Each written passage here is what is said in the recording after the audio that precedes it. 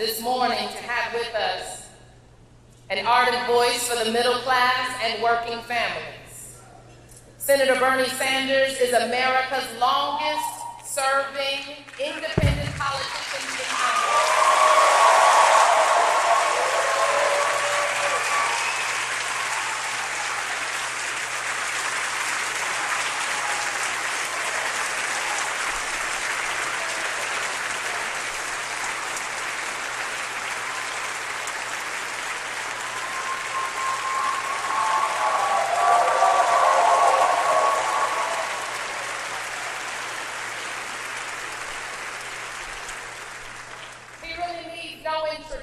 But I will give you just a few snippets of this man before he comes to take the mic. One of the trademarks that defined Sanders' campaign was his call for a political revolution, which asks for everyday citizens to become active, every single one of us, to become active in the political process and to be the change that we want to see on any given issue.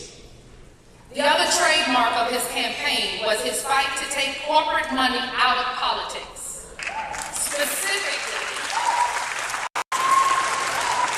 specifically overturning the Citizens United ruling, which allows corporations and the wealthy elite to pour unlimited amounts of money into campaigns. He argued that such money undermines democracy by skewing policies that favor the extremely rich. Prior to politics, as we know, Bernie Sanders has been mayor to senator, but prior to his political career, he was involved in the fight for justice. He became involved in the civil rights movement while in college. He was a member of the Congress of Racial Equality and participated in a sit-in against the segregation of off-campus housing in 1962. He also served as an organizer for the Student Nonviolent Coordinating Committee and participated in 1963 in the March on Washington. He's a footholder indeed. He says that it was a question for me of just basic justice. The fact that it was not acceptable in America at that point that you had large numbers of African Americans who couldn't vote, who couldn't eat in a restaurant, whose kids were going to segregated schools, who couldn't get hotel accommodations living in segregated housing. He then went on to say that was clearly a major American injustice and something that had to be dealt with. Join me in welcoming, as a special tribute to Dr. Martin Luther King Jr., the Honorable Bernie Sanders.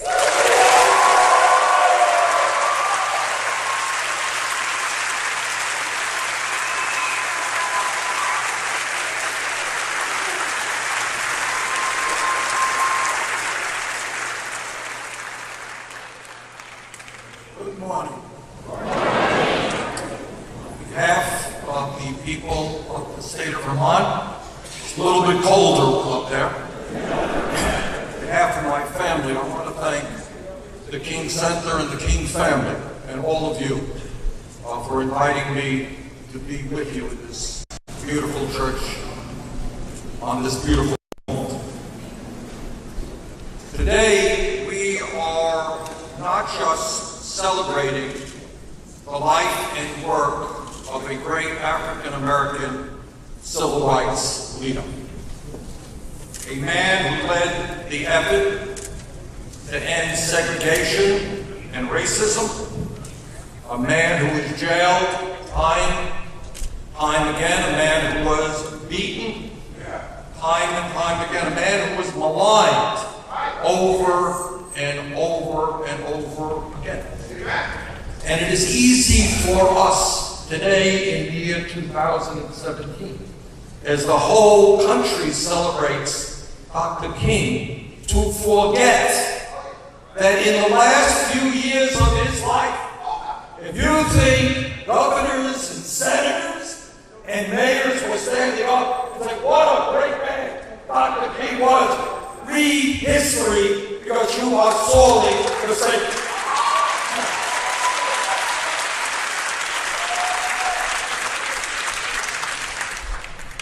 What I admire most about Dr. King is not just the extraordinary work that he did is the unbelievable courage that he showed. And by courage, I mean above and beyond walking into a crowd and knowing you're going to get beat. Man, that takes courage. But his courage was even greater than that.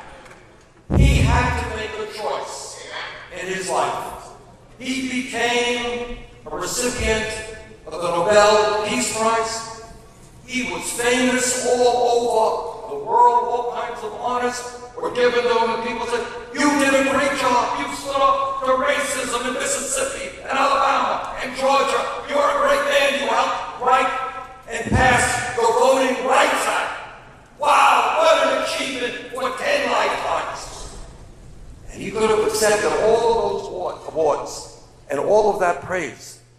But his courage, extraordinary courage, was that he went into his heart and he went deeper.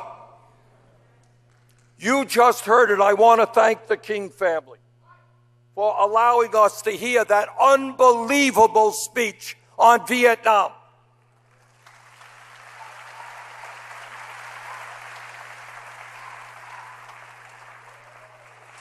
And after he gave that speech, I was active in opposition to the war in Vietnam. I remember this.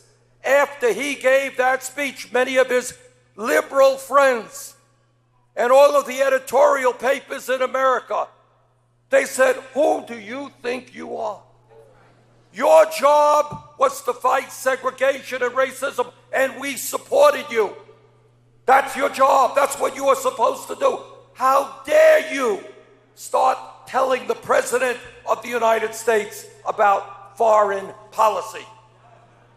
But he said, "I cannot be true to myself and what I believe in if I am seeing poor people in Vietnam napalmed. I cannot be true to myself if I tell young African Americans who are fighting for civil rights in this country to be nonviolent when the United States government was the major purveyor of violence in the entire world." What courage that was.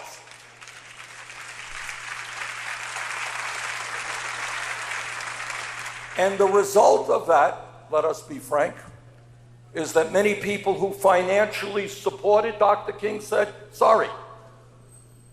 And his organization ran into problems. Let us not forget for a moment where Dr. King was when he was assassinated. It was not on what we would call a traditional civil rights event. He was standing up with exploited workers in Memphis, Tennessee. And he said, "I will stand with workers who are underpaid, who are working with terrible working conditions." A worker that had died recently. "I will stand with the oppressed workers in this country, black or white or Latino." And let us also not forget, sometimes our friends in the media forget it, what Dr. King was working on in the last months of his life. You know what he was working on? He was working on a poor people's march. He was saying that in this country, this is back then, the 60s, in this country of incredible wealth, why do we have so many people living in poverty? In this country which is spending so much on the military, why do so many not have health care or basic education?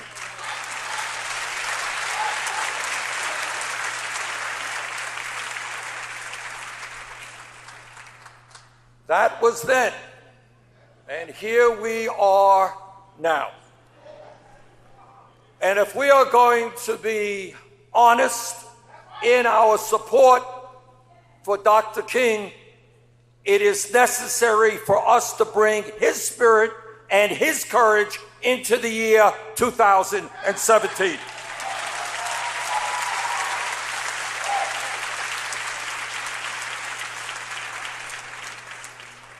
So we ask ourselves today that while it is easy for politicians to be saying nice words about Dr. King today, at the same time, they are suppressing the votes, making it harder for black people and poor people to participate in our democracy.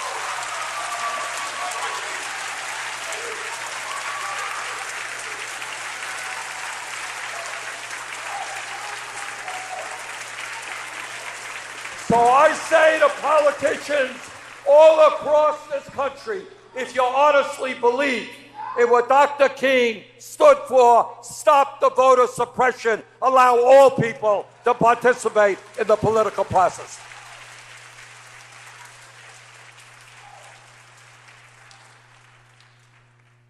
When Dr. King was alive, he talked about the need to change our national priorities. That was true then, that is more true today. It is unacceptable that at a time of massive income and wealth inequality, we have people who want to give hundreds of billions of dollars in tax breaks to the 1% while veterans sleep out on the street in this country.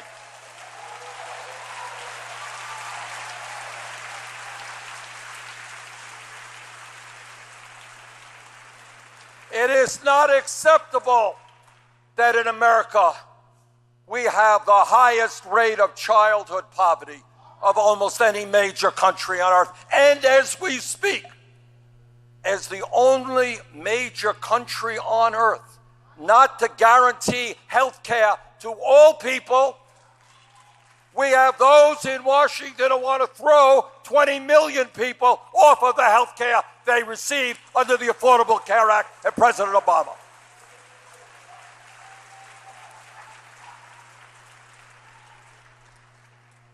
And I know that if Dr. King were here today, he would be asking, how could it happen that in the wealthiest country in the history of the world, we have more people in jail than any other country on earth?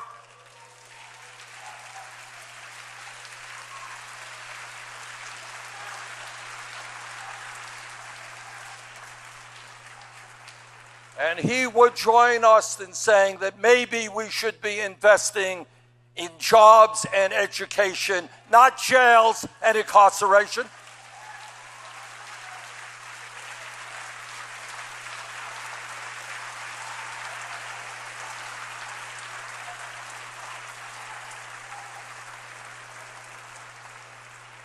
The great strength of Dr. King, one of his many great strengths, was that he understood that real change never takes place from the top on down, but always takes place when millions of people stand up and fight for justice.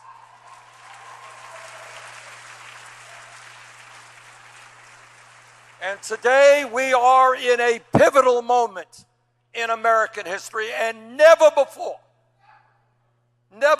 have we got to bring together all of our people, black and white and Latino and Native American and Asian American, gay and straight, born in this country, coming from another country.